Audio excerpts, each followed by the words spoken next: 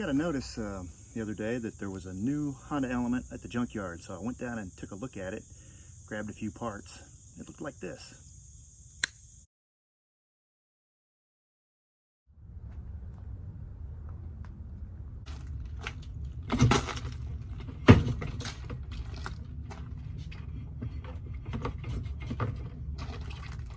Tell me something. Does that look like a bullet hole to you?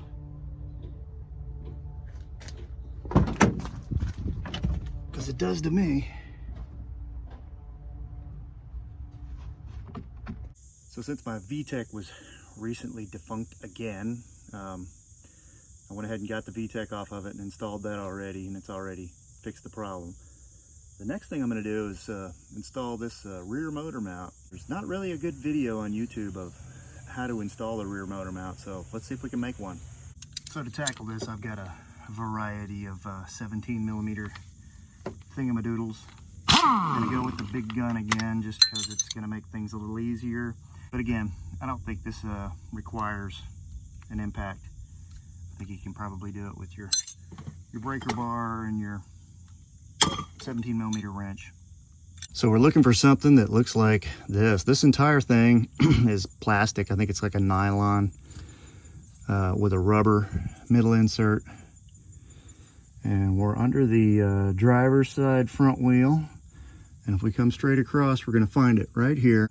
I think that's a 17mm going through the middle. And then what has it got holding it in? There's 1, 2, 3 bolts holding it in. Was mistaken earlier. These are not 17mm. That top one is, but these 2, 3 are not. These are a 14mm, so we're gonna have to switch to the old 14mm. Before I do that, I think I'm gonna knock out the 17mm, and I don't know. My big impact's not gonna fit in there, so we are gonna have to go the old low tech. Why do we go to the breaker bar? Well, it's simple, folks. More leverage. So we got a breaker bar and we got the impact socket on there. Let's see if we can get that loose. Oh yeah, pretty easy.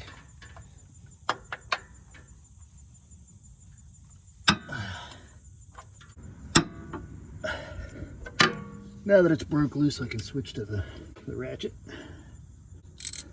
Speed things up a little bit.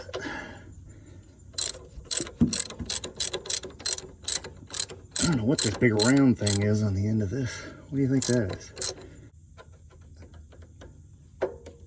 Come on, you sucker.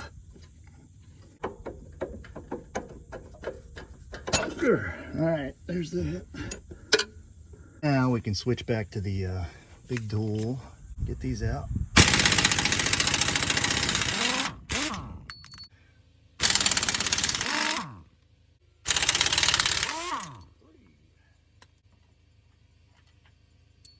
Thing literally just pops right out. I don't think it's in that bad a shape.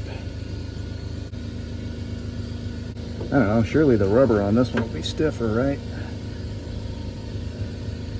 It just slides back in. I'm gonna go ahead and start these bottom bolts.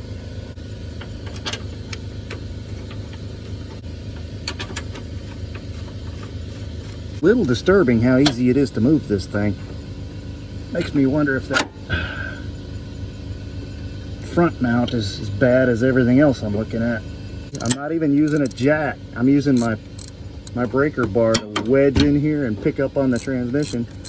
And there it goes, right? So if you're interested in learning how to work on your own vehicle, I'm gonna say that motor mounts is definitely something you can save some money on.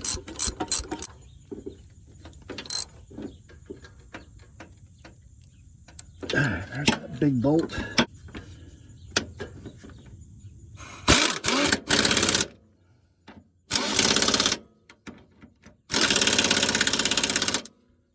So here's that original Honda motor mount. You can tell it's got the Honda thing on it. And I was mistaken. Under the car I couldn't notice, but now that I got it out, I can see that it is completely shredded. Of course, it's got 270,000 miles on it. I'm kind of shocked that it is original. I did not expect it to be.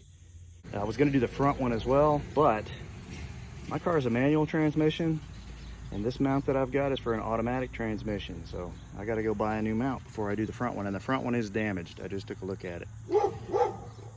If you're thinking about working on your own car and you want to know which jobs are more difficult, this is not one of them. This is easier than changing your VTEC or your brake pads or anything like that. Stupidly simple. Maybe that's why there was no video on YouTube about how to do it, because it's just too damn easy to do. Until next week, this is Scavenger Type. Like and subscribe.